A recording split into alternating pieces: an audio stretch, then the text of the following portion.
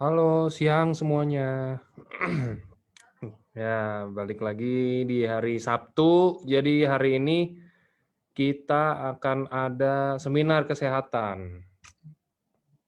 Terlepas dari semua yang ada kejadian yang kemarin-kemarin, tetap hari ini kita akan ada seminar kesehatan. Sama line up-nya tuh ya mungkin sama kayak yang biasa juga. Jadi line up hari ini mungkin kebetulan lagi ada giliran Dokter Wijaya.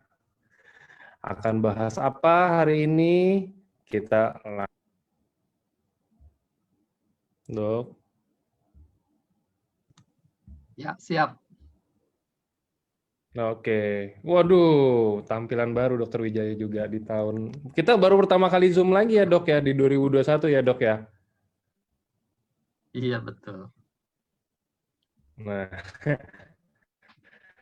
oke, kalau gitu silakan Dok, waktu untuk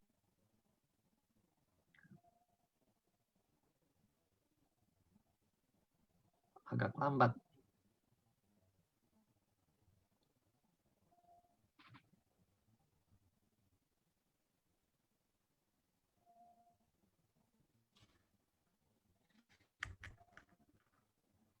kenapa Dok Agak nggak bisa ke dengar show ya? saya. Ya, saya belum share screen. Kita mulai aja. Udah pada kenal kok kalau sama Dokter Wijaya sama Dok. Kalau yang ini kan biasa yang baru-baru kan harus perkenalan. Kalau ini kan udah kenal, udah sering. Oke. Oke, kita mulai aja ya. Ya, Saya share screen. Bisa muncul? muncul Dok. Perbesar. Oke, Oke, siap. mulai ya. Nah, selamat siang rekan-rekan sepelayanan, seperjuangan ya. Kita mungkin sudah dengar kita tidak boleh promosi soal khasiat produk, tapi tidak ada yang bisa menghalangi kita untuk mengedukasi masyarakat. Jadi percayalah ya pada produk kita. Oke ya. Jadi siang ini kita satu tema dengan AFC untuk level up. Ya. Jadi kita mau meningkatkan standar kita juga, dan khusus hari Sabtu ini standar pengetahuan kita di bidang kesehatan. Ya. Tidak mau harus terus mengupgrade pengetahuan kita di bidang kesehatan. Oke, hari ini temanya suatu yang boleh dibilang kontroversi daripada yang umum dikatakan. Ya. Jadi umumnya kan kita seringan, ya. Oke. Nah, ini kita sudah sering dengar juga dalam kehidupan sehari-hari. Ya. Awas makan telur, nanti kolesterolnya naik, gitu ya. Nah, belakangan ada temuan bahwa kolesterol dari makanan itu pengaruhnya tidak banyak untuk kena oleh badan sendiri. Nah, silakannya temuan ini membuat masyarakat juga jadi lost control. Oh, nggak apa-apa ya kalau gitu saya makan telur banyak-banyak aman gitu ya. Nah, ini juga ada tensinya naik gitu. Banyak makan gorengan, kolesterol, trigliserid juga naik gitu. Nah, bahkan makan buah dan sayuran pun sekarang disoroti gitu. wah itu bagaimana pestisidanya, bagaimana pupuk kimianya, gitu. Nah, terus kita kalau bilang, oh ini gitu ya. Nah, jadi kalau kita berprinsip Anda adalah apa yang Anda makan, kita bisa pusing dengan semuanya ini. Gitu ya. Kalau begitu, saya boleh makan apa kalau semuanya dilarang? Ya, ini jelas pertanyaan yang sangat mengganggu kita. Kalau lihat menu begini, kita sedang pesta, apalagi orang Chinese kalau istilahnya makan 8 sampai 10 macam begini, bagaimana ditolak? Kan nggak boleh juga membuang-buang makanan yang sudah disajikan. Periksa oleh besok semua.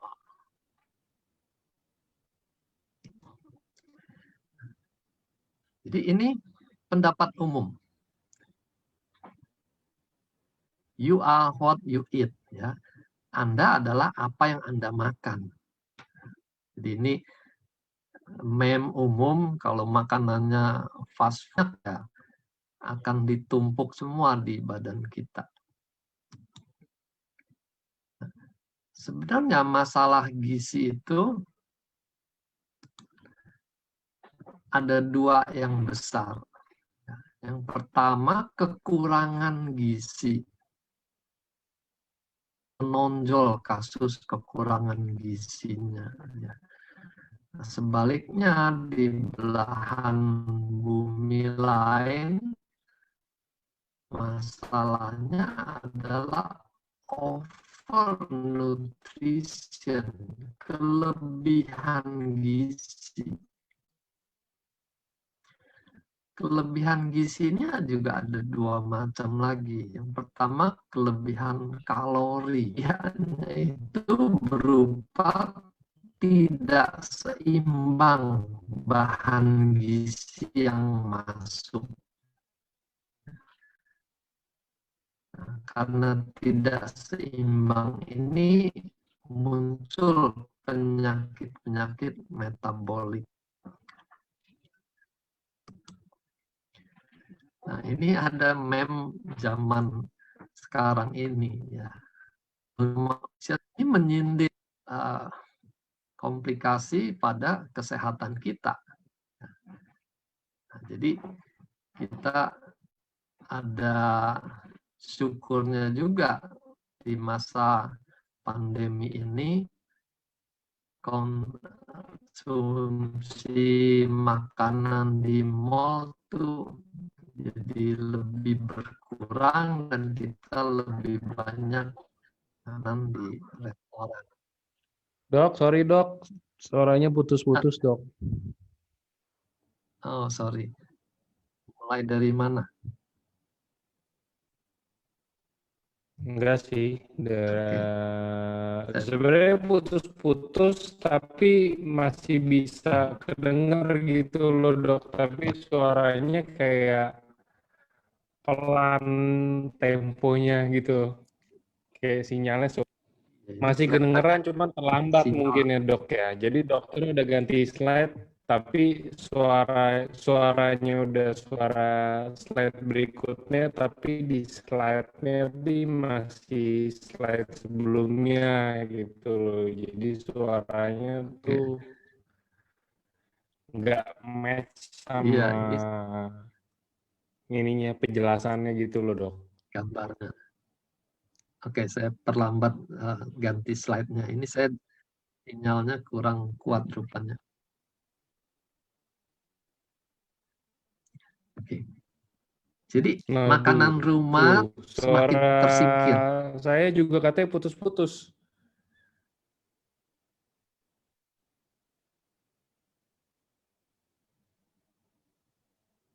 Ya, oleh makanan restoran. Ya. Nah, ini terkait dengan kepentingan industri makanan. Oke. Jadi kita pengalaman kalau pesan makanan di restoran itu khusus yang cepat saji ya. kita akan ditanya apakah akan di-upsize kentangnya, itu french fries-nya akan diperbesar. Ya. Jadi harganya naik sedikit, tapi jumlahnya lebih banyak. Nah, orang akan mudah tergoda untuk meng-upsize karena dipikir lebih hemat. Padahal dengan upsize itu porsi makanannya jadi tidak bisa terkontrol, jadi lebih banyak. Belum lagi bicara kualitas nutrisinya. Kalau restorannya sepi, kita tidak tahu itu bahan makanan sudah berapa lama tersimpan di kulkas misalnya. Makanan populer yang kita kenal juga seperti hamburger, kentang goreng itu dikenal sebagai makanan yang tinggi kalori, tapi rendah nutrisinya. Nah, kalori berlebih inilah yang membuat lemak makin banyak sehingga terjadi obesitas. Batasan obesitas itu kalau body mass index itu di atas 30. Dan mereka temukan 20 tahun terakhir ini meningkat terus. Sepertiga orang dewasa itu sudah masuk di obesitas kalau data di Amerika. Bahkan anak-anak, balita pun sudah bisa terlihat kegemukan. Ya. Nah, ini terjadi karena pilihan makanan yang salah. Nah, ini obesitas gambar yang di tengah ya. BMI-nya, body mass index-nya sudah di atas 30. Nah, kalau yang sering ditampilkan di foto-foto itu sudah yang paling kanan biasanya. Lihat ini statistiknya, ini padahal baru sampai tahun 2002. Sudah kelihatan grafiknya naik terus. Yang hijau itu orang dewasa, yang merah itu anak-anak. Jadi anak-anak pun juga sudah makin meningkat kasus kegemukannya. Nah, ini semua statistik di Amerika. Kegemukan juga tidak memandang ras. Ya. Jadi kalau biasanya digambarkan di Amerika tuh yang kulit putih tuh makanannya lebih baik misalnya. Ternyata yang ras kulit hitam juga mengalami kegemukan yang lebih lagi. Jadi sekali lagi ini bukan masalah ekonomi, tapi masalah pilihan gizinya. Kalau makan kalori lebih banyak, otomatis akan lebih gemuk. Nah, ini meme lain yang menggambarkan kemiskinan di dunia dengan kemiskinan di Amerika itu bisa berbeda secara fisik. Jadi banyak kejadian di Amerika orang-orang yang tunawisma itu misalnya gemuk-gemuk. Jadi ini karena sudah terjadi tumpukan kalori berlebih sejak masa muda. Nah, bagaimana dengan di ASEAN? Nah, garis titik-titik ini garis rata-rata, garis tengahnya ya. Dan Indonesia masih termasuk di bawah rata-rata untuk kasus obesitas kegemukan. Tapi kalau kita terus-menerus konsumsi yang salah, kita akan menyusul, gitu ya. Nah, kita lihat Papua, ini keseluruhan ya, Papua Barat dan Timur itu, ini justru lebih tinggi angka obesitasnya. Ya. Jadi sekali lagi ini membuktikan obesitas tidak berhubungan langsung dengan urusan ekonomi. Kalau makanan salah, otomatis dia akan menjadi obesitas. Masalahnya ditambah kompleks lagi dengan isu-isu di luar gizi itu sendiri.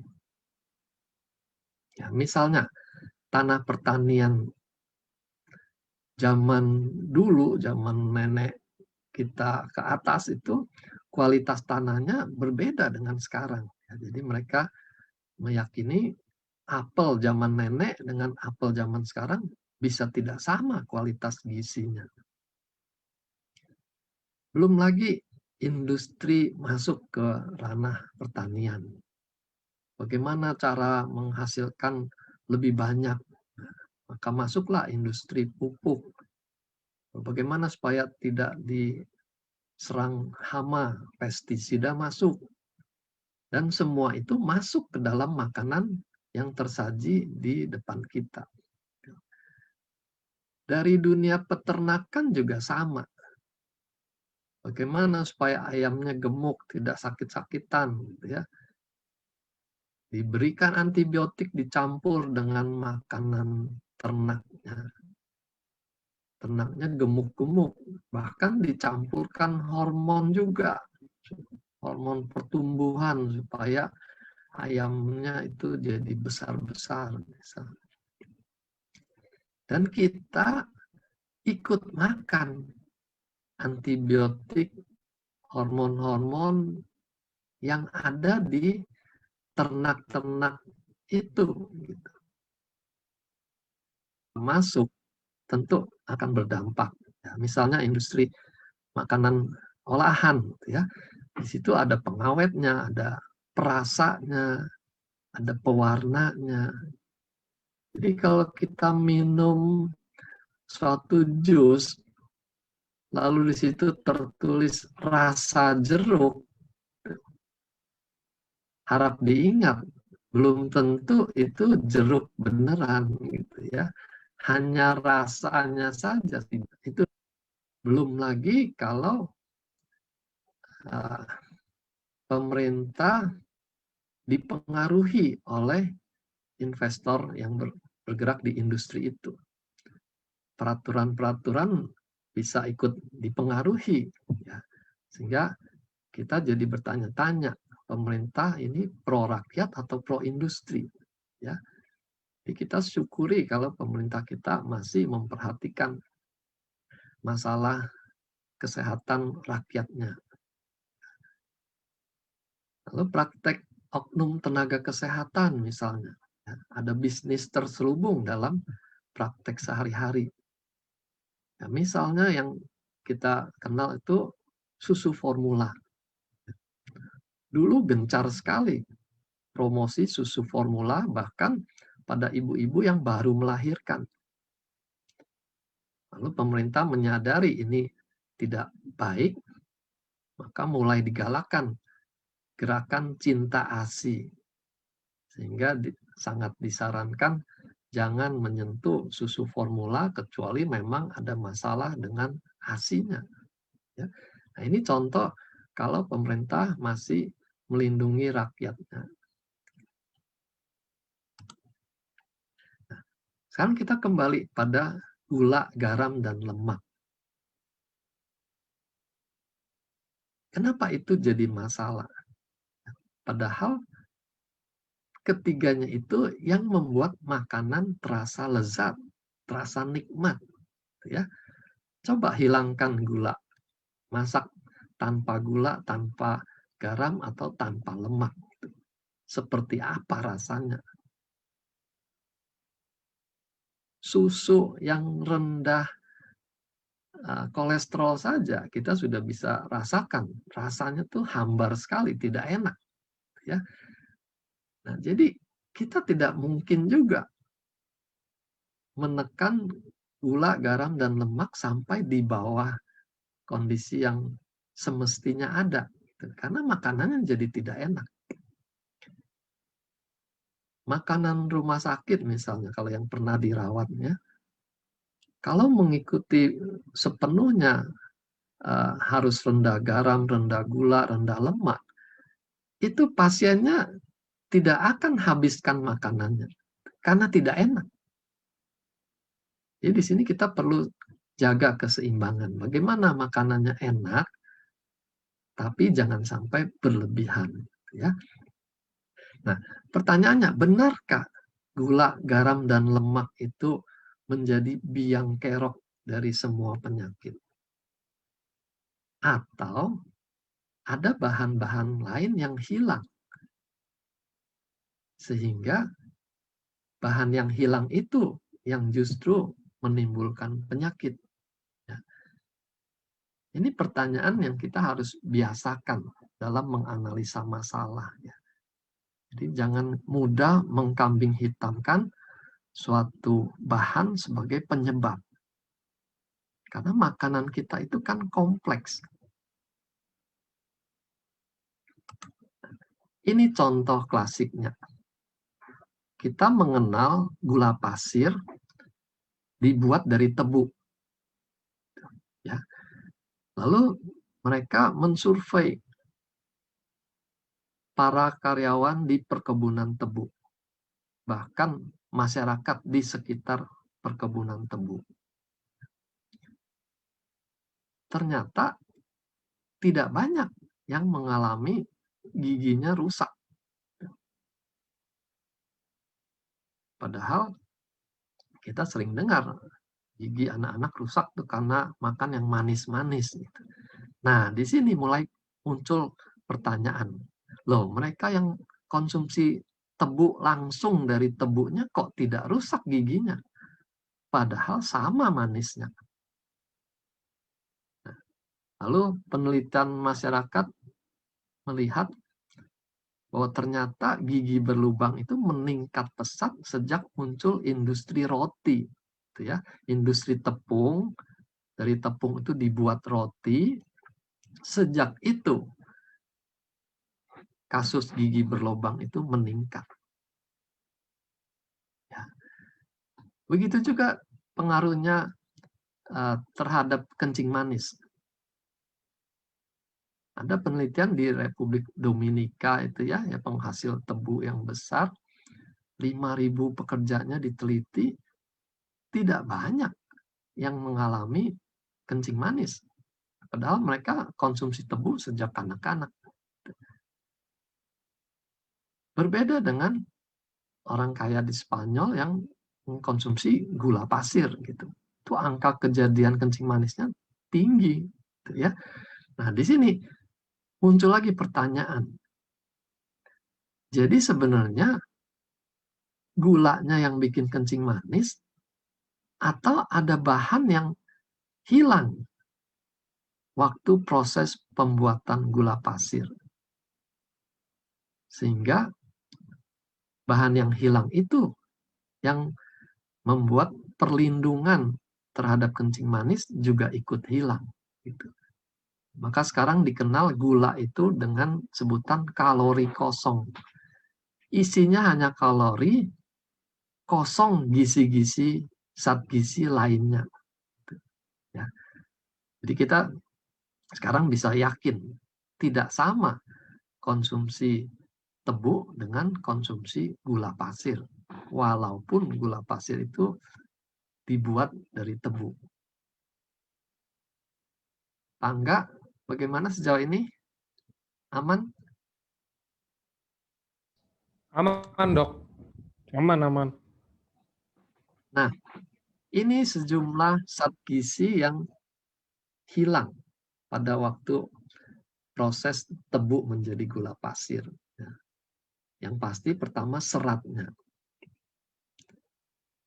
Kita lihat orang yang jualan jus tebu kan itu habis digiling dibuang gitu ya seratnya itu.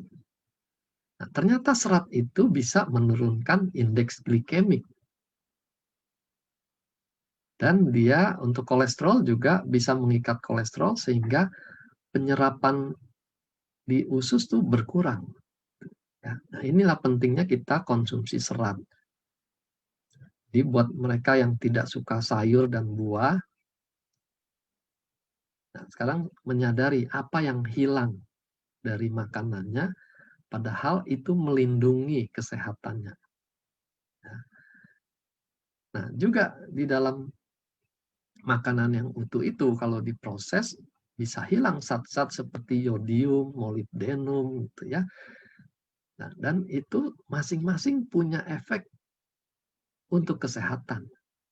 Nah, misalnya yodium itu mencegah gondok membesar gitu. Jadi kalau orang yang kurang yodium, gondoknya akan memperbesar diri. Itu mekanisme alamiah supaya dia bisa lebih efisien menggunakan yodiumnya. Gitu. Lalu zat molibdenum, ini kita mungkin jarang dengar ya. Tapi ternyata ini penting karena penelitian di masyarakat di China Utara itu kanker esofagusnya lebih tinggi karena bahan mineral molibdenumnya kurang. Ya. Juga untuk kencing manis sekarang disoroti pentingnya kromium. Nah, mulailah nanti produksi suplemen yang berisi kromium picolinate gitu ya. Ternyata bahan ini penting untuk mekanisme kerja insulin pada tubuh kita gitu ya. Jadi pada saat tebu itu diproses jadi gula pasir, bahan kromium ini hilang juga. Sehingga insulin jadi tidak efektif untuk mengelola gula di tubuh kita. Naiklah kadar gulanya. Nah, temuan lain misalnya keseimbangan. Kalsium dengan magnesium itu perlu masuk dalam komposisi 2:1 misalnya.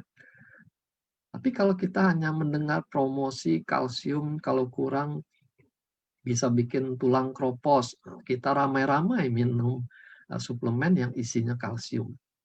Sehingga komposisinya jadi tidak sebanding lagi. Magnesiumnya jadi kurang dibanding kalsiumnya. Dan ternyata komposisi yang pincang itu menimbulkan masalah kesehatan lagi. Gitu ya.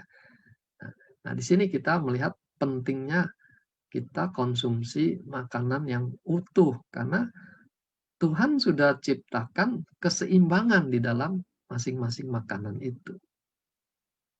Kalau kita hanya mengejar salah satu mineral lewat suplemen, kita bisa-bisa menciptakan ketidakseimbangan di dalam tubuh kita. Ya. Nah, elektrolit juga begitu. Garam bikin darah tinggi. Garam itu natrium. Ya. Ternyata yang bikin darah tinggi itu karena ketidakseimbangan natrium dan kaliumnya. Kalau dia konsumsi cukup buah-buahan, di mana buah-buahan itu tinggi kaliumnya, ternyata bisa mengimbangi efek buruk dari garam itu. Makanya kita kenal, oh kalau darah tinggi, makan seledri, makan belimbing misalnya. Itu bukan karena dia berfungsi sebagai obat darah tinggi, tapi karena elektrolitnya saling mengimbangi satu sama lain. Sehingga terjadi kondisi yang lebih menyehatkan. Gitu ya. Nah, dan yang paling penting juga, kalau makanan itu diproses, apalagi dengan pemanasan, maka semua enzim yang ada di dalamnya itu akan rusak, akan berkurang banyak. Dan enzim itu penting sekali bagi metabolisme kita. Ya. Nah, ini penting kita perhatikan. Jadi selalu tanyakan bagaimana makanan sehari-hari. Makan sayur dan buah yang masih utuh tidak? Ya. Karena kalau dia jawabannya, wah saya nggak suka sayur. Bahkan ada yang tidak suka buah. Gitu. Lalu dari mana enzimnya itu dia dapat? Karena enzim hanya ada di makanan yang alamiah. Jadi kalau dia sakit-sakitan, tidak heran. Itu pilihan dia untuk menjadi sakit. Karena tidak mau makan makanan alamiah. Dan kita tidak bisa mengejarnya dengan suplemen. Ya. Karena enzim itu tidak bisa dibuat di dalam pabrik. Pasti rusak. Dan kalaupun bisa, itu tidak lengkap. Jadi kita butuh enzim yang lengkap dari makanan yang masih utuh. Nah, ini saya mau ajari cara membaca indeks. Kita kenal ada glycemic index, ada glycemic load. Yang aman itu adalah yang warnanya hijau. Yang warna merah itu tidak aman untuk orang yang kencing manis khususnya. Nah, buat kita yang sehat juga tidak aman karena kita mengundang risiko kencing manis. Nah, ini saya mau bandingkan, kita lihat potato chip, ya, kentang goreng itu, French fries yang kita makan kalau kita ke bioskop itu, dibandingkan dengan gula, sugar. Nah, di sini lihat, potato chip ada di jalur hijau. Gula itu di oranye, sudah mendekati jalur merah. Tapi kita konsumsi gula tidak bisa terlalu banyak, ya. Minuman terlalu manis juga tidak enak. Jadi pasti kita akan ada batasnya konsumsi gula itu. Tapi kalau konsumsi kentang goreng, karena kita mungkin berpikir, oh kentang itu kan ciptaan Tuhan, gitu, aman-aman saja untuk dimakan. Dan kita konsumsi sepanjang film itu diputar misalnya. Di upsize lagi waktu beli. Lebih hemat, alasannya lebih hemat kita upsize. Maka hasil akhirnya, glycemic load-nya itu bisa lebih banyak dibanding gula pasir. Sehingga hasilnya jalur merah. Ya. Nah, ini penting. Jadi kita hati-hati membaca makanan yang kita konsumsi ini. Di bawah kita lihat semangka. Semangka itu kalau dari glycemic index tuh tinggi. Ya, jalur merah dia 72. Maka kita akan bilang yang kencing manis, jangan makan semangka, manis itu, gitu ya. Nah, padahal kalau dilihat proporsinya hanya satu mangkok, dia ada di jalur hijau. Gitu. Kalau kita tidak makan semangka sama sekali, otomatis kita juga tidak makan semua zat gizi yang ada di dalam semangka itu. Gitu. Ya. Jadi jangan sampai kita terlalu ekstrim. Ini jangan, itu jangan, padahal itu bahan mengandung zat gizi lain yang bagus. Gitu. Ya. Memang semangka itu manis, ya kita batasilah jumlahnya, jangan banyak-banyak. Bagaimana membatasinya? Makanlah semangka yang dipotong. Karena kita juga nggak bisa makan banyak-banyak. Tapi kalau semangkanya di jus, hanya airnya saja yang kita minum, ya otomatis akan lebih banyak gula yang masuk ke dalam. Ya. Nah, itu pentingnya, jangan semua buah tuh di jus. Makanlah buah potong supaya ada batasnya juga. Oke ya, itu sepintas mengenai glycemic index dan glycemic load. Jadi nutrisi umum yang kita butuhkan untuk hidup sehat itu harus cukup lengkap. Ya. Karbohidrat, protein, lemak itu termasuk makronutrien. Kita konsumsi dalam jumlah besar, 200 gram misalnya. Nah, kalau vitamin, mineral itu dalam ukuran miligram. Ini sudah masuk mikronutrien istilahnya. Jumlahnya kecil, tapi peranannya besar. Sementara yang makronutrien itu biasanya orang kaitkan dengan nendang, gitu ya. Oh, makanannya nggak nendang karena jumlahnya dia butuh banyak. Selain vitamin mineral, tadi kita sudah singgung, enzim itu wajib ada. Ya, dan ini hanya ada di makanan yang utuh dan sebisanya yang tidak kena panas. Ya, jadi buah-buahan itu tidak perlu dimasak, itu enzimnya banyak. Kalau sayuran sebagian yang sudah dimasak, enzimnya juga berkurang banyak. Gitu ya. Lalu biji-bijian, kacang-kacangan itu semua kaya dengan mineral dan bahan-bahan gizi yang mikro tadi ya, seperti molibdenum, kromium, itu semua ada di bahan-bahan ini. Jadi kita perlu makanan yang beragam. Ya.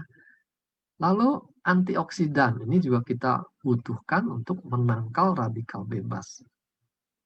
Serat, walaupun tidak ada gizinya, tapi dia penting untuk menjaga kesehatan usus dari kanker dan juga mengikat gula dan lemak di usus supaya tidak masuk ke dalam darah semuanya, ya. Itu pentingnya serat. Lalu belakangan ditambahkan lagi pentingnya prebiotik dan probiotik. Ya, seperti yang diseminarkan kemarin, pentingnya probiotik buat kesehatan bukan hanya di usus kita, tapi juga di seluruh tubuh kita. Protein, ini kita perlukan untuk regenerasi sel. Sel itu butuh protein. Kalau sel rusak, sehabis olahraga misalnya, ada yang rusak, kita butuh lebih banyak protein. Makanya olahragawan itu makan protein lebih banyak daripada orang yang biasa-biasa. Ya, karena dibutuhkan untuk regenerasi sel. Lalu dari kalori yang masuk itu, 1/40-nya itu harus berupa protein. Jangan isinya karbohidrat semua gitu ya. Jadi kalau kita makan nasi lalu lauknya kentang goreng misalnya, itu karbohidratnya double, proteinnya kurang sekali. Kemudian untuk kebutuhan minimal itu sudah terukur, dia butuh 0,8 gram protein per kilogram berat badan. Ya, jadi orang yang lebih gemuk dia butuh lebih banyak protein. Nah, diambil rata-rata 50 gram tuh mestinya mencukupi. Lalu ditemukan juga bedanya protein dari nabati, dari tumbuh-tumbuhan, dan protein hewani. Protein nabati itu boleh dibilang lebih baik. Sayangnya, dalam setiap jenis itu asam aminonya tidak lengkap. Sehingga diperlukan variasi menunya ya, supaya saling melengkapi. Sementara protein hewani itu lebih lengkap. Karena protein hewani dia makan berbagai tumbuh-tumbuhan. Ya, jenisnya lebih macam-macam sehingga waktu dia menjadi daging itu asam aminonya lebih lengkap. Hanya saja protein hewani itu nanti di darah kita akan bersifat lebih asam. Dan belakangan disoroti pH darah yang asam itu ada hubungannya dengan munculnya berbagai penyakit. Juga resiko munculnya batu ginjal itu lebih besar kalau dia makan makanan hewani. Apa dampaknya kalau kita kelebihan protein? Kalau kelebihan dibuang protein itu karena kan tidak dipakai untuk membangun sel gitu ya. Kelebihannya dibuang, dia akan memberatkan ginjal. Juga asam uratnya juga lebih banyak buangannya. Makanya mereka yang asam uratnya tinggi diminta perhatikan keseimbangan gizinya, jangan terlalu banyak proteinnya. Nah, protein dalam tumbuh-tumbuhan ternyata itu sumbernya banyak. Kita saja yang kurang kenal. Ya. Jadi kalau mau mengurangi protein dari hewan ke protein tumbuh-tumbuhan, kita punya banyak pilihan. Jadi kita butuh makanan yang utuh. dan yang kualitasnya tinggi. Ya. Jangan makanan utuh tapi dipaksakan gitu. Yang tadi ya dengan macam-macam bahan tambahan supaya hewannya gemuk gitu. Bisa sumbernya dari hewani atau tumbuh-tumbuhan. Ya. Tinggal nanti keyakinan masing-masing. Buat yang vegetarian misalnya, dia tidak mau mengkonsumsi hewan karena itu mengorbankan nyawanya misalnya. Bisa, asal tumbuhannya yang dia konsumsi itu cukup bervariasi. Lalu kita tidak juga mau meninggalkan perkembangan teknologi. Nah, teknologi pangan itu bermanfaat kalau digunakan dengan benar. Ya. Jadi disinilah para ilmuwan melakukan research development untuk mengekstrak bahan-bahan gizi yang benar-benar diperlukan tubuh kita. Sehingga di zaman sekarang kita tidak bisa menghindari makanan yang high-tech. Ya, kalau itu memang bermanfaat buat tubuh kita. Misalnya saja, vitamin A. Kalau hanya makan dari wortel, berapa banyak wortel yang kita harus konsumsi? Gitu. Tentu pada kondisi yang sedang krisis kekurangan vitamin A, dia butuh berupa ekstraknya. Ekstrak vitamin A yang dipekatkan sehingga dosisnya bisa lebih tinggi. Lalu teknologi modern itu juga akan memperhatikan sampai pada penyerapannya. Kita sebut bioavailability. Ya. Makan banyak, kalau yang masuk ke darah sedikit kan juga mubasir. Itu semua berakhir di WC misalnya. Ya. Jadi bagaimana teknologi modern itu membantu menciptakan makanan yang diserap semua. Lalu bagaimana memilih komposisi yang sinergi, tidak berlawanan satu sama lain. Nah, itu pekerjaan para ilmuwan. Jadi kita syukuri mereka meneliti semuanya ini. Ya. Lalu juga produk high-tech ini memperhatikan takaran yang optimal itu berapa. Ya, karena kalau dari makanan utuh kan kita tidak tahu ada berapa kandungan di dalam makanan utuh itu. Tapi kalau dibuat secara teknologi bisa dipastikan ada berapa miligram tersedia di dalam makanan itu.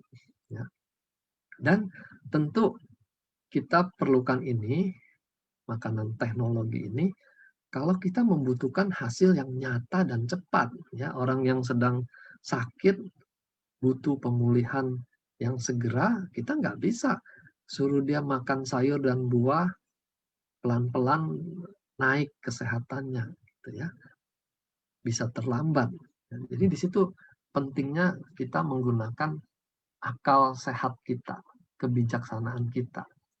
Kapan kita butuh cepat, kapan kita butuh jangka panjang menjaga kesehatan. Karena saya di seminar sering katakan, kenapa sih mesti dikejar-kejar dengan di bawah lidah? Supaya cepat. Mau seberapa cepat? Gitu, ya. Nah, ada lagi penelitian yang lebih baru, kaitannya makanan dengan gen. Ya. Tapi sekali lagi, perhatikan.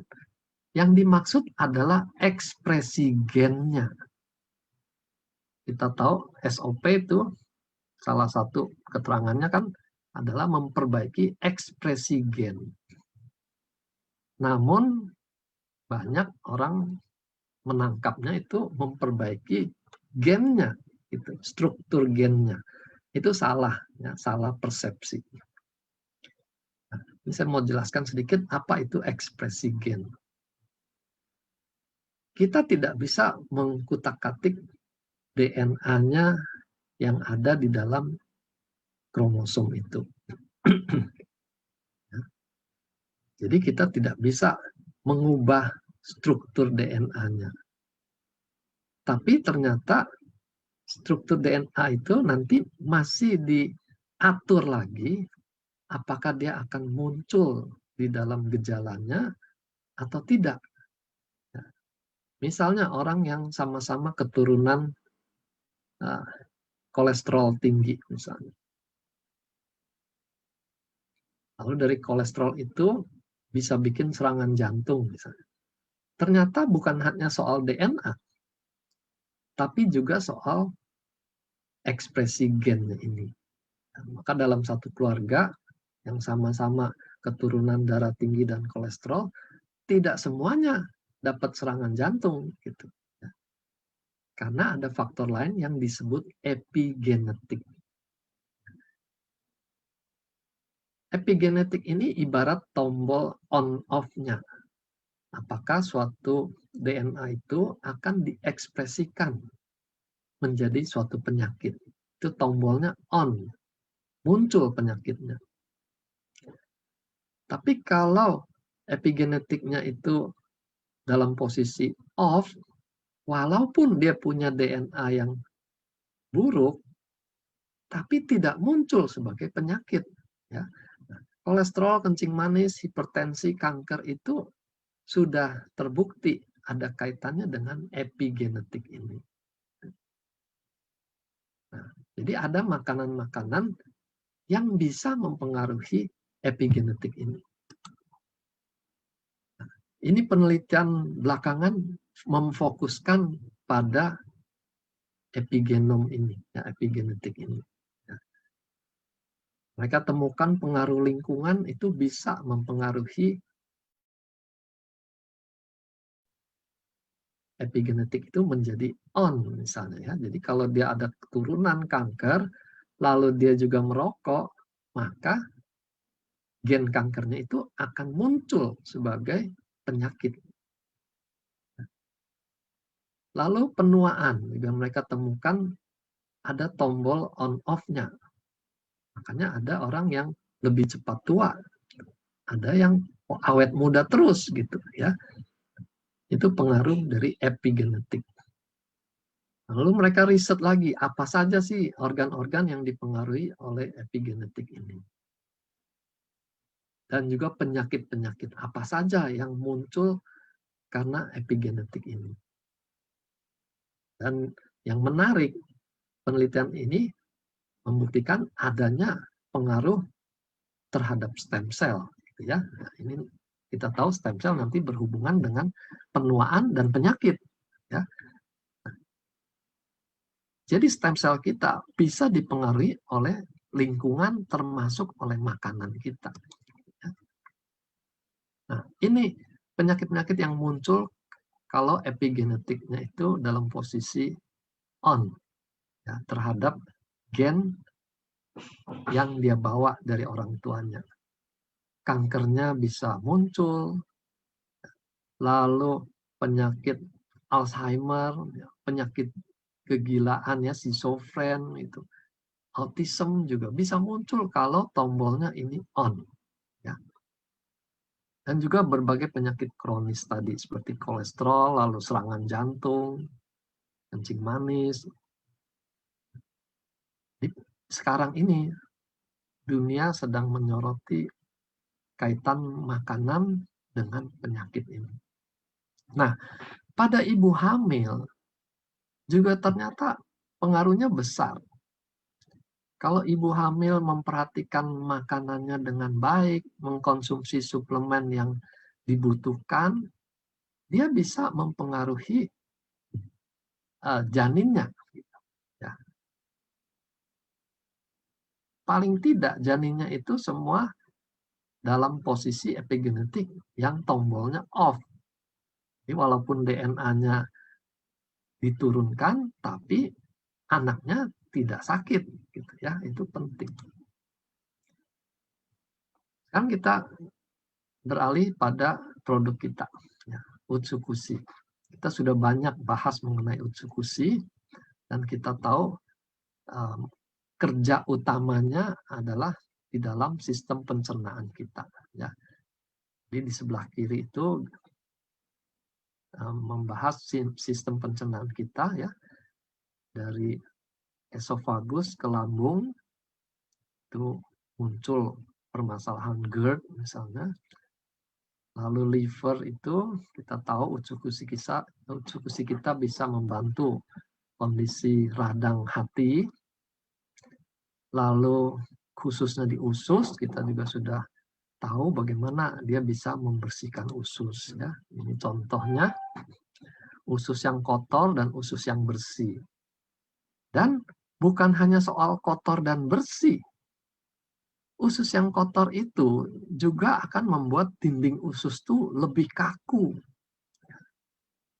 dibandingkan usus yang normal, yang elastis. Dan usus yang kotor itu lebih berpeluang terjadi kanker usus dibandingkan usus yang bersih. Nah, di sini kita menyadari pentingnya membersihkan usus, dan yang paling penting itu serat. Utsukushi membantu pembersihan usus, tapi kandungan seratnya tidak banyak dalam utsukushi.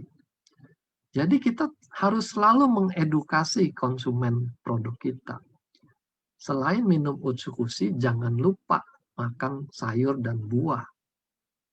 Di situ seratnya masih utuh dan banyak. Ya.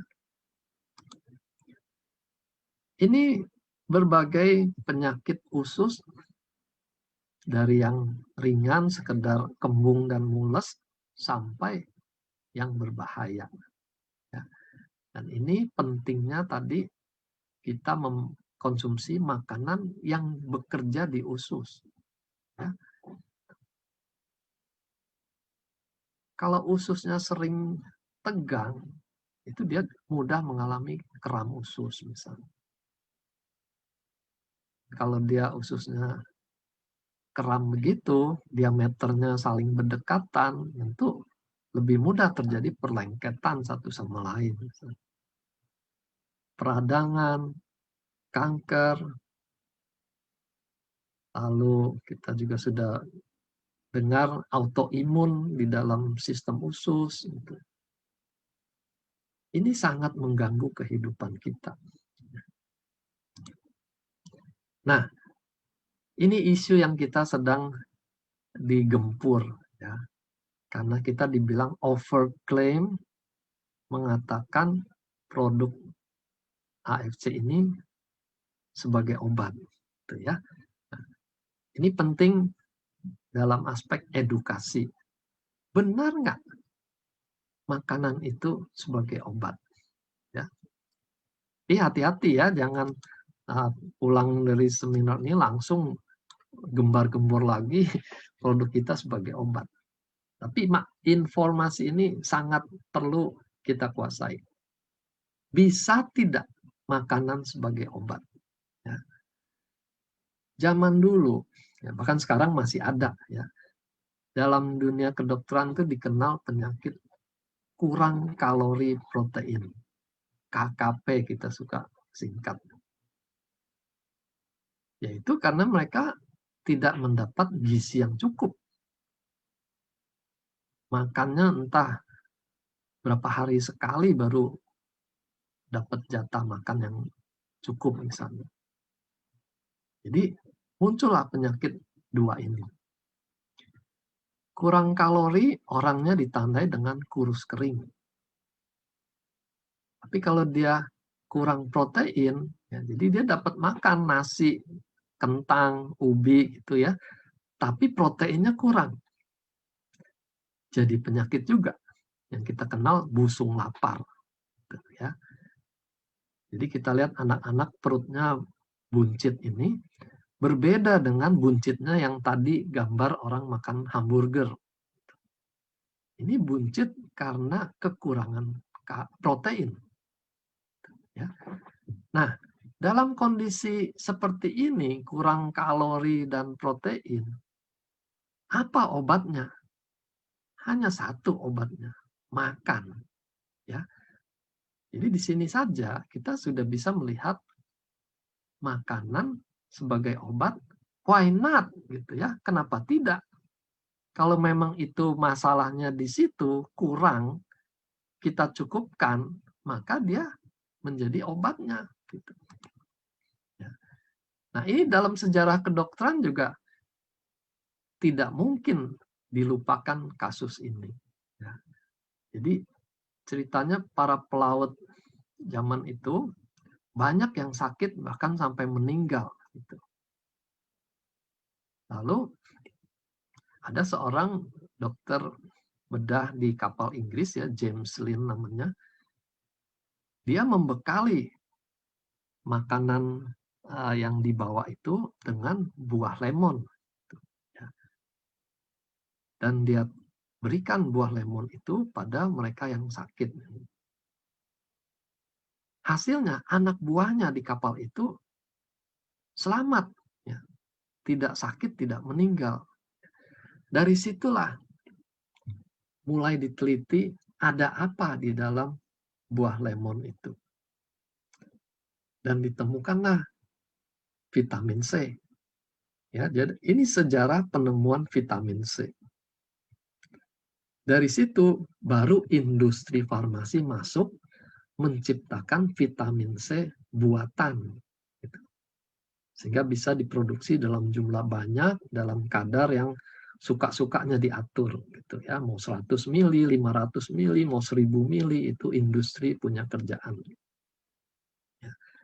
Tapi ini sejarah yang tidak bisa kita lupakan. Nah, jadi di sini juga kita lihat bagaimana makanan dalam hal ini jeruk lemon bisa menyelamatkan orang yang sakit. Gitu. Ya. Nah, sekarang kita lihat gambaran seutuhnya. Ya. Makanan dan obat buatan pabrik itu ya, obat farmaseutical, kita harus lihat itu sebagai satu spektrum yang berkesinambungan.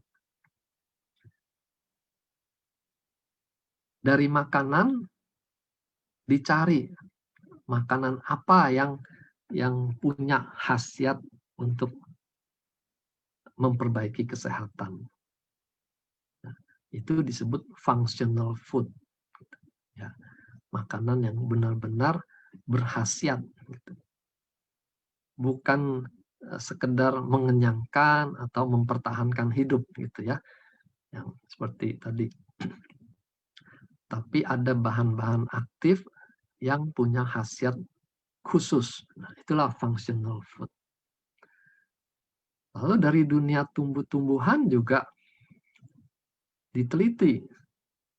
Maka kita mengenal istilah herbal. Gitu ya. Berbeda dengan sayur mayur. Herbal itu kita sudah berpikir khasiat tertentu dari tumbuh-tumbuhan yang sebenarnya termasuk kelompok sayur mayur misalnya gitu ya. Di situ juga termasuk functional herbal gitu ya. Dari makanan dibuat lagi ekstraksinya. Ya, dari functional food tadi diambil lagi bahan aktifnya menjadi bahan berkhasiat. Nah, ini yang sekarang dikenal sebagai bidang nutraceutical. Sebagai bidang baru selain pharmaceutical. Jadi industri obat, farmasi, dan industri makanan yang berperan seperti obat gitu ya, diekstrak jumlahnya dalam ukuran gram, miligram, dan khasiatnya seperti obat gitu. Nah, dari dunia herbal juga muncul fitofarmaka. Diteliti dari herbal misalnya bawang putih misalnya. Dari bawang putih itu apa sih yang berkhasiat? Ya. Lalu diambil ekstrak dari bahan aktifnya bawang putih. Nah, itulah yang kita kenal sebagai fitofarmaka. Ya. Jadi ini semua sebenarnya satu kesinambungan. Kapan kita makan makanan yang utuh, lengkap, kapan kita makan obat, gitu ya. Itu tentu kondisi yang berbeda-beda, gitu ya. Tapi kita akan salah kalau memisahkan secara besar-besaran, ini makanan, ini obat, gitu ya. Itu secara keilmuan juga tidak benar. Ya, kita sudah lihat dari sejarahnya tadi. Nah, apa definisinya obat? Ini saya ambil yang gampang dari internet supaya semua bisa bandingkan ya. Apa itu obat? Obat adalah suatu medicine ya, medikasi atau obat-obatan atau substansi lain ya. Jadi ini definisi yang bagus sekali. Obat itu tidak melulu obat farmasi artinya. Ya. Substansi lain juga bisa. Yang mempunyai efek fisiologis. Ya. Efek fisiologis itu artinya efek yang membantu kesehatan atau kesembuhan. Ya. Kalau ditelan atau dengan cara lain dimasukkan dalam tubuh kita, ya kan bisa dengan cara salep gitu, atau bahan seperti koyo tapi berisi obat misalnya. Pokoknya cara apapun kalau dia masuk ke dalam tubuh, dia mempengaruhi fisiologi kita. Ingat ya, fisiologi itu tujuannya untuk perbaikan tubuh. Berbeda dengan definisi racun. Kalau racun itu bahan yang menimbulkan efek patologis, bukan fisiologis, patologis. Artinya dia merusak fungsi tubuh. Sehingga bisa bikin penyakit, bahkan bisa bikin mati. Ya. Dan kita sudah kenal itu, cyanida, ya, campurkan dalam kopi. Efektif itu. Ya. Nah, jadi jelas sekali bedanya obat dengan racun. Ya. Kalau ada orang masih bingung antara obat dan racun itu, saya yang bingung. Jadi jangan kita katakan obat itu racun. Itu membingungkan sekali. Ya. Karena kalau obat itu racun, ya para dokter itu tukang racun. Gitu. Ya. Gambar di sebelah ini, masih ingat nggak ini dongeng tentang apa ini? Nah, ini cerita dukun meramu racunnya dimasukkan ke dalam apel gitu ya. Sehingga putri salju waktu makan itu keracunan dan sakit. Nah, jadi jelas sekali ya bedanya racun dengan obat. Kalau suatu obat menimbulkan reaksi negatif, itu kita sebut efek samping. Jangan bilang efek racun, ya. Itu efek samping. Makanan pun juga bisa bikin reaksi negatif, ya. Termasuk produk AFC kita sudah sering bahas. Itu bisa terjadi pada waktu efek detox muncul. Orangnya menjadi lebih sakit. Tapi itu tidak berlangsung lama, karena itu memang dibutuhkan untuk pembersihan diri. Ya. Reaksi negatif lain kalau dia ada alergi. Ya. Kalau alergi kita jangan dipaksakan. Maka penting sekali membedakan ini detox atau alergi. Kalau dia alergi, lalu upline-nya bilang, nggak apa-apa, teruskan aja, itu detox. Gitu ya. Bisa tambah parah orangnya. Jadi hati-hati. Lalu bisa juga sekarang terjadi ketidakcocokan reaksi tubuh. Ya, ini belakangan sedang tren. Ya, ternyata ada gen kita yang bereaksi berbeda terhadap makanan yang sama yang masuk ke dalam tubuh kita. Ya, Ini dikenal nutrigenetik. Jadi reaksi tubuh kita terhadap makanan yang masuk. Sama-sama minum kopi, efeknya bisa berbeda. Yang satu merasa lebih segar, yang satu malah jadi berdebar-debar, tensinya naik, nggak keruan. Gitu ya. Nah, itu contoh nutrigenetik.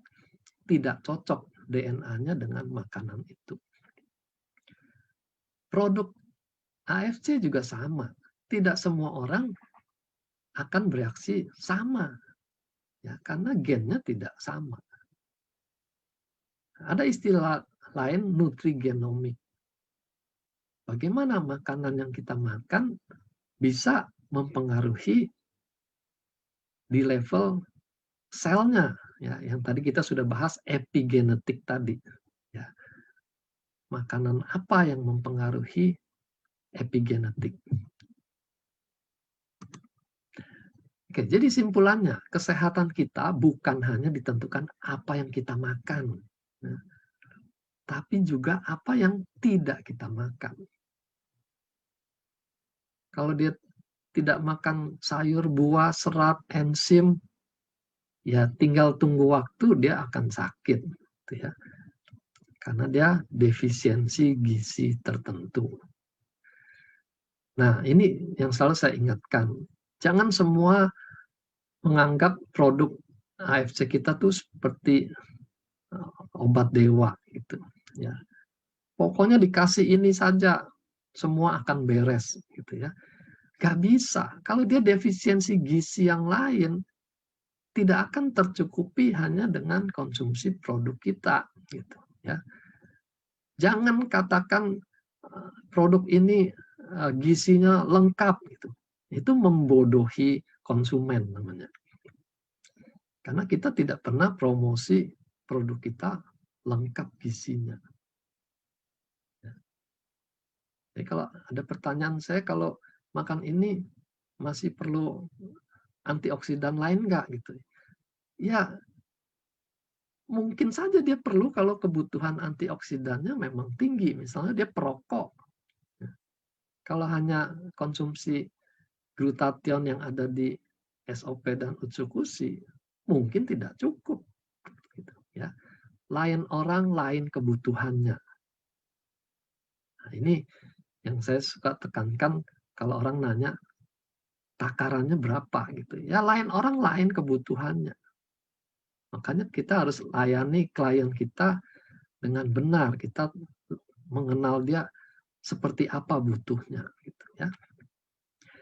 Lalu kondisi lingkungan saat ini juga membuat konsumsi makanan kita sehari-hari itu kemungkinan besar ada yang kurang gitu ya. Apalagi kalau menunya sama terus, tentu akan kekurangan zat gizi lain. Nah, disitulah kita perlu suplementasi, ya, suplemen supaya jadi cukup. Jadi sekali lagi, suplemen yang kita berikan jangan dipikir sudah lengkap dan cukup, ya.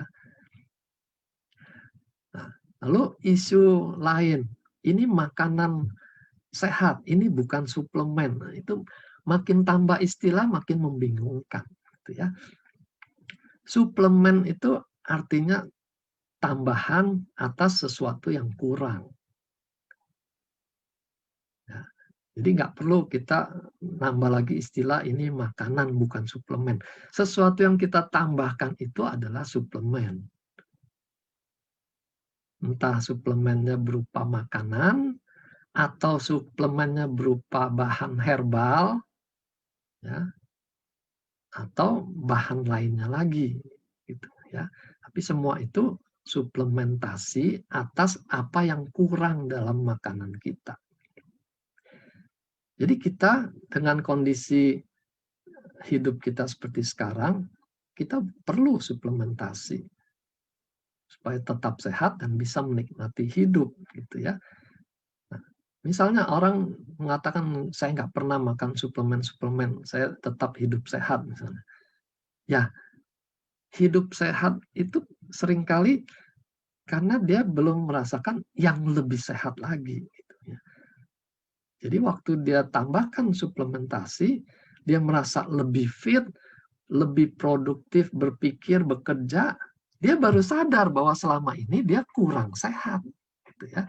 Itu kita kenal sebagai penyakit subklinis.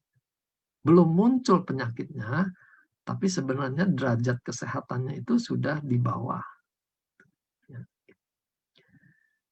Nah, menikmati hidup itu juga berarti bebas dari gangguan yang kelihatannya ringan. Sehat tapi sakit kepala misalnya, ya itu kan nggak sehat. Sehat tapi kalau bangun pagi badan rasanya remuk misalnya, itu nggak sehat, ya. Sehat juga berarti dia tidak mudah sakit, walaupun ada faktor keturunan, ya. Keturunan kolesterol, kencing manis, tapi dia tidak kena. Nah, itu tadi kita sudah bahas karena epigenetiknya lebih bagus, gitu. Lalu kalau dia sakit juga cepat sembuh. Di dunia milenial ini penting orang berlomba dengan waktu. Kalau dia sakit berlama-lama kan bisa hilang peluangnya, gitu ya. Jadi butuh suplementasi. Dan untuk lansia dia bisa tetap produktif. Gitu. Nah ini yang penting juga buat para milenial mungkin tidak merasa perlu, tapi pikirkan orang tua. Ya. Mereka bertambah usia, makin tidak bisa produktif karena terganggu rematik misalnya. Ya. Tolong mereka, berikan suplementasi yang memang dibutuhkan oleh mereka. Oke, ya. Jadi ini yang kita cita-citakan. Waktu muda penuh vitalitas, sampai tua juga bisa tetap menikmati hidup dan produktif. Oke, oke itu Pak Angga, saya kembalikan. Oke, sekarang kita masuk ke tanya jawab aja ya dok ya. Ya, saya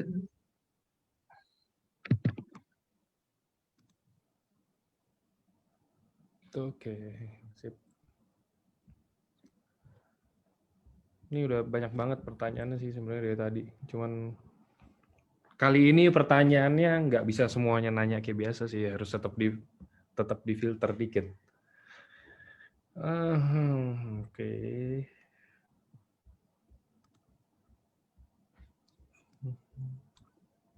Ini masih yang putus-putus.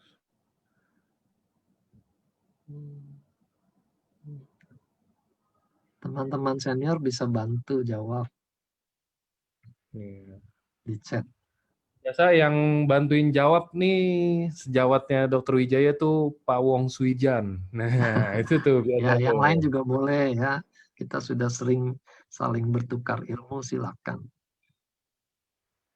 Oke, udah rata-rata udah dijawab dok soalnya ini. Jadi yang banyak yang nanya-nanya udah dijawab-jawabin semuanya Oh, langsung di terima chat. kasih, terima kasih. Oke, Yang ini raise hand kenapa?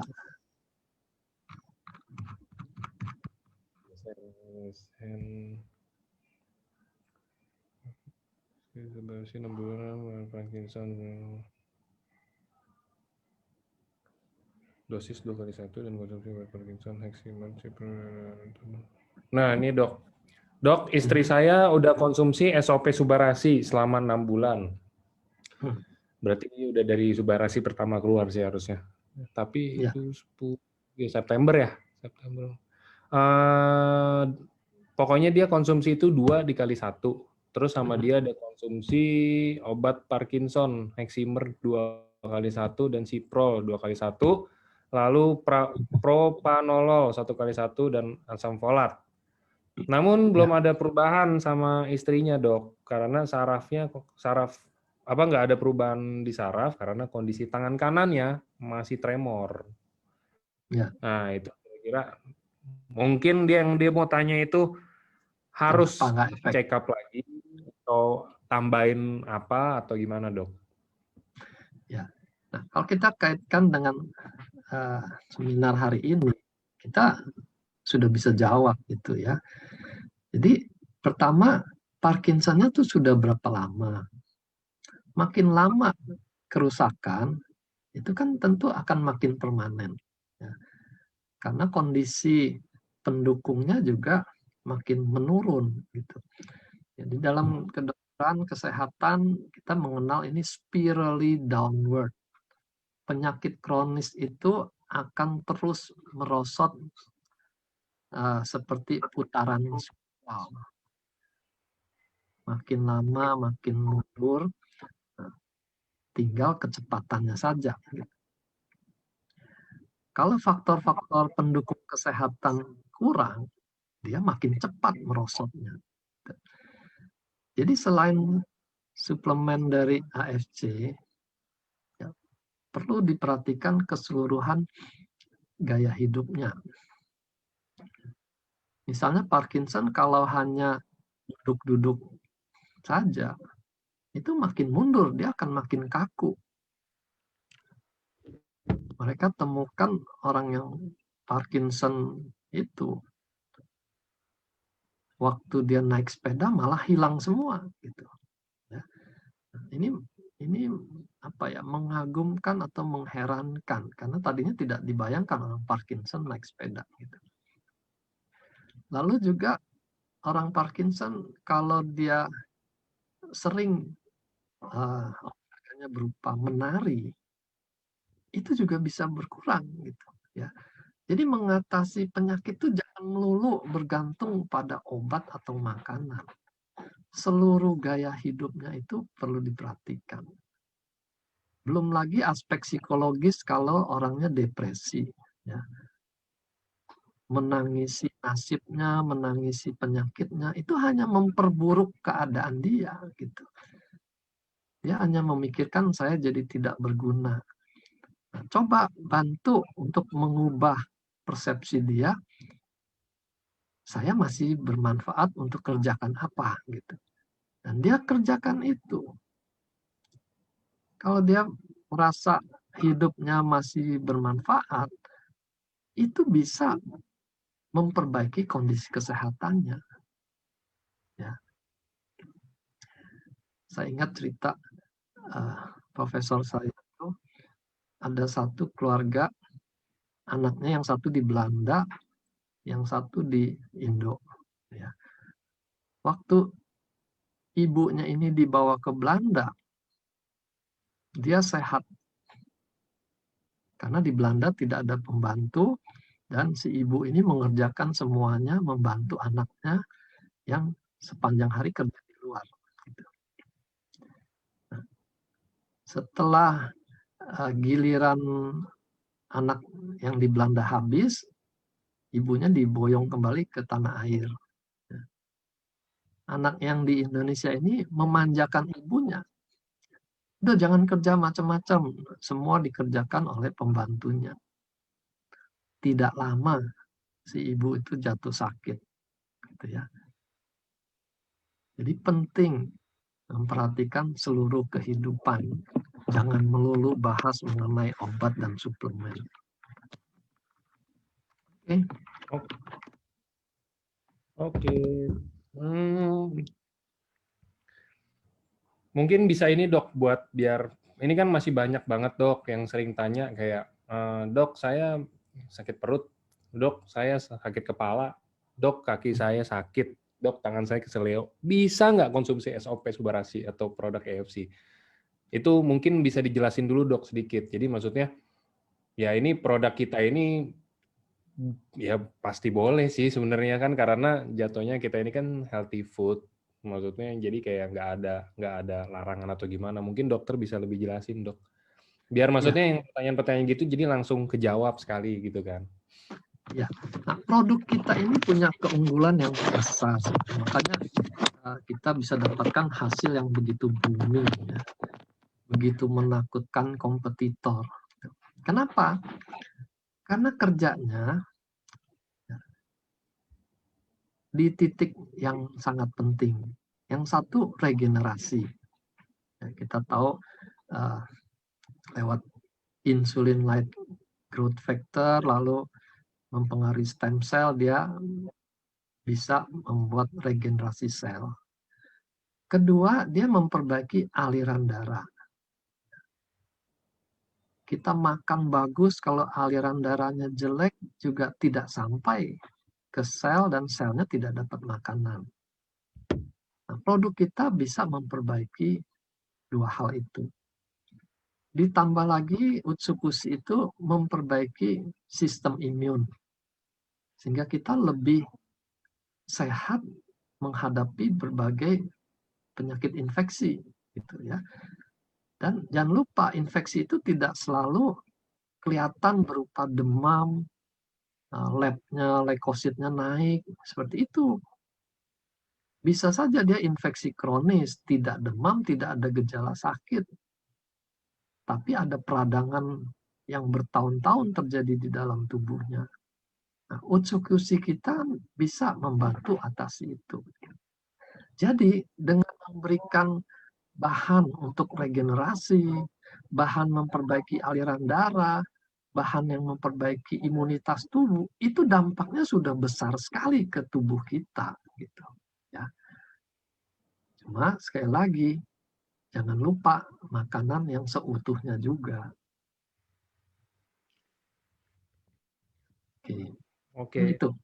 mungkin itu menjawab ya buat teman-teman yang nanya kayak, dok, saya punya sakit mah, dok, saya ada vertigo misalkan. Ya, sebenarnya penyakit apapun itu terlepas dari mungkin terbantu atau tidak terbantu dengan produk kita, ya. Tapi kan pertanyaannya kan boleh apa enggak ya dok ya konsumsi. Ya. Nah, Seringkali fokusnya di penyakit yang dia sedang soroti, ya. Kayak tadi misalnya Parkinsonnya kok nggak maju-maju, gitu ya. Jangan lupa waktu kita tambahkan suplemen ini, bagian organ tubuh yang lain itu maju. Dia bisa lebih sehat, bisa lebih jernih pikirannya, bisa lebih bervitalitas, gitu. Walaupun Parkinsonnya tidak maju, dia sudah lebih sehat. Jangan lupa itu. Juga pasien yang cuci darah, kan kita sudah dengar kisah-kisah bagaimana sama-sama cuci darah. Sudah minum suplemen juga, dia tetap cuci darah. Tapi kondisi sekarang, dia bisa aktif bekerja sehari-hari. Dibandingkan dulu, hanya menunggu jadwal cuci darah, dia tidak bisa kerjakan apa-apa. Ya. Jadi keseluruhan hidup itu harus dinilai. Jangan hanya lihat keluhan utamanya itu. Oke. Mungkin itu bisa menjawab ya teman-teman. Jadi mungkin yang nanti pertanyaan-pertanyaannya kan banyak yang serupa. Saya takut nggak keburu jawabnya. Nanti ada yang udah ternyata dia ikut 2 bulan pertanyaannya itu kan saya nggak jawab, ntar dibilang kelewat terus. Mendingan ini dijawab semuanya sama Dokter Wijaya. Nah, sama ini ada yang menarik dok. Ada yang nanya, tadi dokter ada bahas tentang sayur yang dimasak akan melalui proses pemanasan. Apakah lebih baik itu sayur dimakannya mentah, dok? Terus apakah aman untuk orang yang sakit MAH itu makan sayur mentah dan solusi ngolah sayur mentah yang sehat? Ya. Prinsipnya, ini ibu-ibu lebih tahu ya. Sayuran yang bisa dimakan mentah seperti timun, wortel, ya memang sebaiknya mentah karena enzimnya lebih banyak. Ya. Tapi kalau yang memang harus dimasak, ya harus dimasak. Jangan dipaksakan semua mentah di blender. Nah, itu juga nggak sehat. Ya, misalnya tomat. Tomat itu kalau diseduh air panas sebentar, itu justru lebih berkhasiat daripada tomat yang mentah, yang utuh dimakan. Nah, jadi hal-hal pengetahuan seperti itu, praktis seperti itu perlu kita ketahui. Jadi tidak melulu harus mentah total ya, yang perlu masak masaklah. Cuma jangan terlalu lama dimasak. Nah, jadi itu nasihat nenek moyang tuh, makanan jangan dimasak berkali-kali untuk besok lusa ya ke situ juga. Makin dimasak makin rusak zat gizinya. Kalau bisa sehari itu habiskan.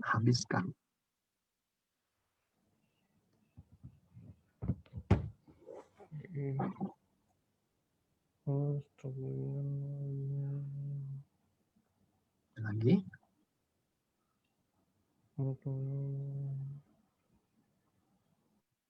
Bentar, ini online. Rata-rata udah dijawabin, Dok. Nah, ini saya lagi cari yang mungkin belum dijawab, yang emang lebih ilmiah gitu ya.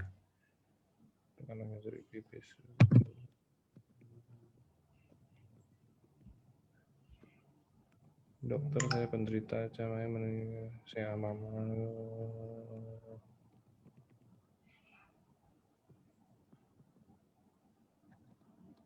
Tetap bulan weekend gue, saya menikmati olahraga rasanya. Ini ada yang nanya, Dok. Kalau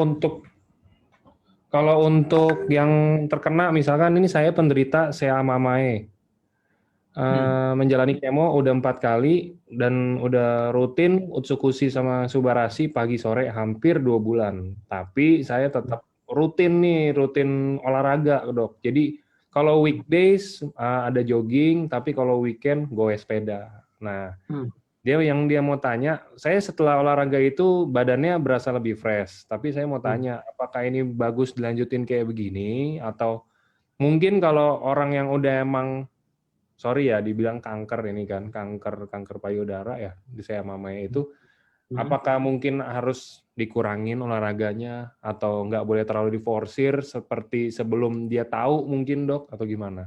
Ya,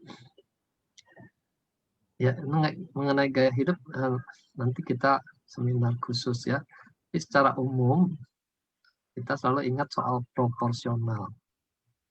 Olahraga itu bagus, baik orang sehat maupun orang yang sakit juga tetap dianjurkan olahraga.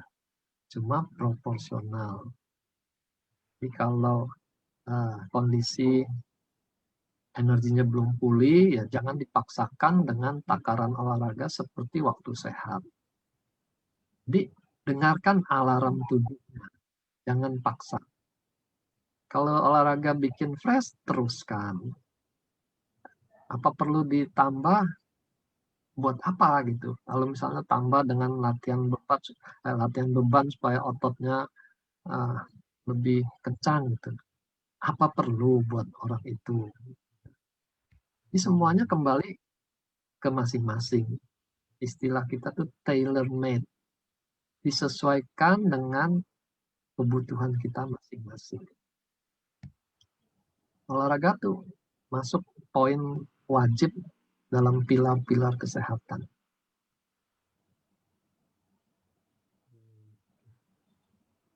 Oke.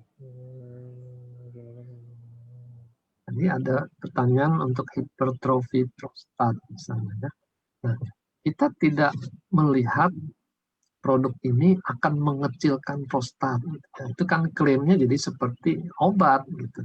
Obat pun tidak bisa mengecilkan prostat. Obat dokter itu hanya bisa mempertahankan jangan cepat tambah besar. Ya.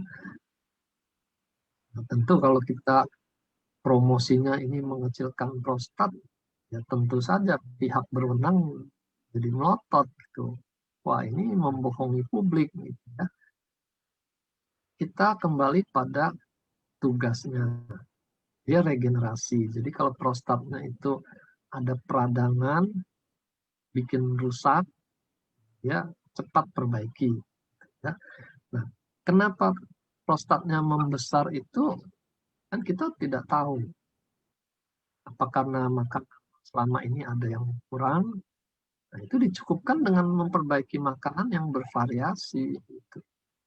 Jadi jangan andalkan produk ini bisa mengecilkan prostat. Gitu. Ya. Makanya kita ditegur, pantas kita ditegur.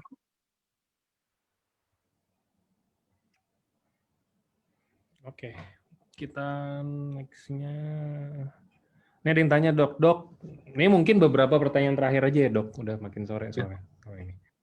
Oke, Dok, mau tanya, waktu minum SOP 100 plus, berat badan turun lebih dari 5 kilo. Setelah beralih ke SOP Subarasi, berat badannya naik lagi karena saya jadi ada nafsu makan lagi, meningkat nafsu makannya. Ya. Tapi di lain sisi, eh, ini kalau di kesimpulannya dilihat dari lain sisi, setelah konsumsi Subarasi, haidnya tuh jadi teratur, Dok. Hmm. Jadi teratur 28 hari setiap bulan. Hmm. Terus mukanya jadi makin cerah, staminanya jadi makin tinggi setiap harinya. Hmm. Nah, apakah ada yang minumnya salah, Dok? Maksudnya, soalnya saya juga minumnya kadang pagi, kadang sore, cuma 1 saset per hari. Jadi yang dia mau tanya mungkin dia mau ada nurunin berat badan juga, pakai SOP 100 cocok, kenapa pakai Subarasi naik, malah jadi yang kayak tadi saya ceritain, gitu, Dok. Ya. Ini pada satu orang yang sama ya, jadi kita tidak bahas respon genetik yang berbeda pada orang lain. Jadi di dalam badan kita sendiri itu kan ada keseimbangan yang akan dicapai, ya, yang kita kenal homeostasis. Jadi mungkin waktu dia minum SOP terjadi metabolisme yang lebih bagus, pH darahnya lebih alkalin, ya metabolismenya juga lebih efisien untuk membakar lemak. Nah, setelah tercapai, tentu dia tidak bisa turun terus. Dia akan sampai suatu titik berhenti karena sudah seimbang. Nah, waktu dia ganti Subarasi, ada efek tambahan, nafsu makannya jadi lebih banyak. Yang bikin berat badannya naik kan makannya lebih banyak itu, gitu. Bukan Subarasi yang bikin timbangannya naik. Nah, jadi diakali saja bagaimana makan banyak, tapi kalorinya tidak tinggi. Nah, di situ peranan makan sayur buah lebih banyak. Apalagi sayur, sayur kan kalorinya sangat rendah. Jadi mau makan sayur porsinya ditambah juga tidak bikin gemuk. Lalu olahraga untuk membakar lemak. Kalau sudah tahu, wah saya makan lebih banyak nih hari ini, ya imbangi dengan olahraga yang lebih banyak untuk membakar lemak. Jangan malah ke mall cari lagi produk fat burner supaya membakar lemak saya. Nggak bisa. Input dan output. Inputnya makin banyak, outputnya harus lebih banyak. Olahraganya lebih keras. Saja. Takaran 1 kali 1 bisa berefek bagus, ya sudah, nggak perlu dinaikkan.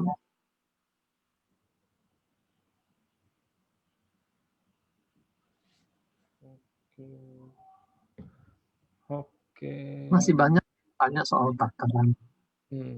Sekali lagi itu sesuai kebutuhan.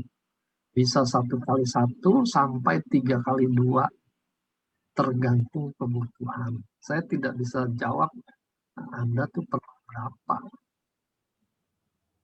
Tergantung usia, tergantung banyaknya penyakit yang merusak jaringan. Makin tua, makin banyak penyakitnya, makin lama sakitnya, dia butuh lebih banyak. Itu saja. Belajar menyesuaikan masing-masing takaran saya seberapa.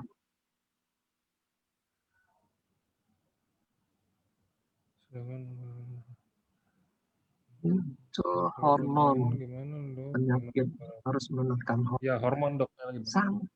Sama prinsipnya penyakit apapun kita kerjanya juga itu juga kok. Kita melancarkan darah, regenerasi, menaikkan sistem imun. Mau apa lagi gitu. Nah, tinggal waktu dia memperbaiki jaringan, kalau jaringan masalah itu yang menghasilkan hormon, ya dia otomatis akan membaik, ya menyeimbangkan diri. Jadi kita bukan obat yang bekerja di satu titik. Ini obat penekan hipertensi. Ini obat untuk melawan hormon yang berlebihan. Bukan begitu. kita kerja untuk semuanya sama prinsipnya. Jadi lihat saja hasilnya seberapa maju.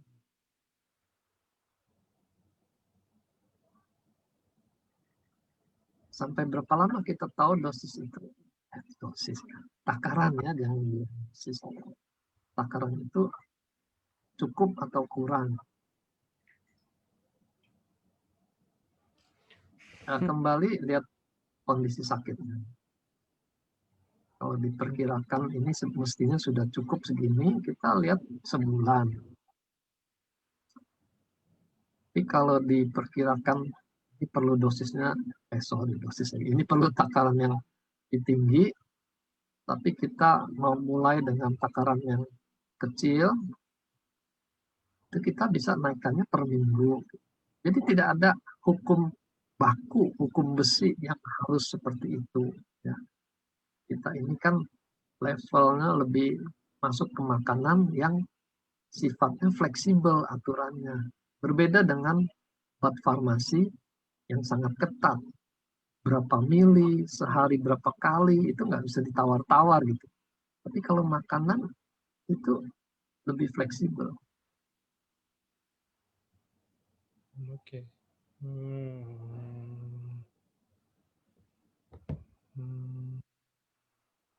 Ada yang minum SOP Ini gulanya turun. Ya, yang insulin itu dok, itu untuk ini kayaknya menarik Ya. pertanyaannya. Subarasi malah gulanya naik. Memang ada sejumlah laporan dari konsumen seperti itu. Tadi kita sudah singgung kemungkinan efek dari DNA yang berbeda-beda itu. Ya. Nah, SOP dan subarasi itu yang sama kan hanya SOP-nya. Dalam subarasi ada 2 peptida yang baru. Kita nggak tahu apakah orang itu cocok dengan 2 peptida tambahan itu. Kita berharap ke depan kita punya 3 sediaan, jadi kita bisa punya pilihan yang leluasa. Kalau dia tidak butuh bahan untuk anti agregasi dan anti hipertensi, ya nggak perlu makan subarasi, minum SOP saja.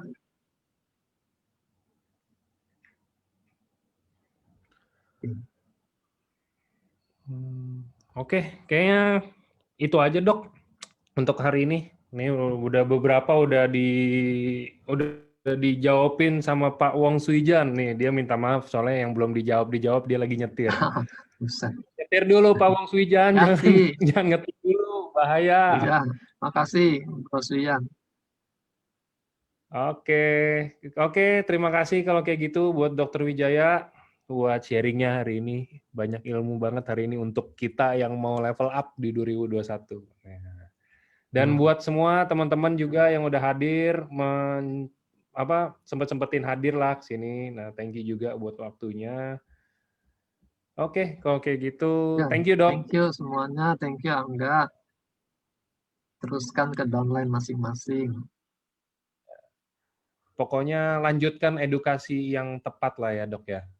Ya, pasti. Itu nggak ada yang bisa larang. Itu kewajiban kita semua. Ya, oke. 2021 level up ya teman-teman ya. Jadi sampai jumpa. Selamat sore semuanya. Thank you. Happy weekend semua. Sore.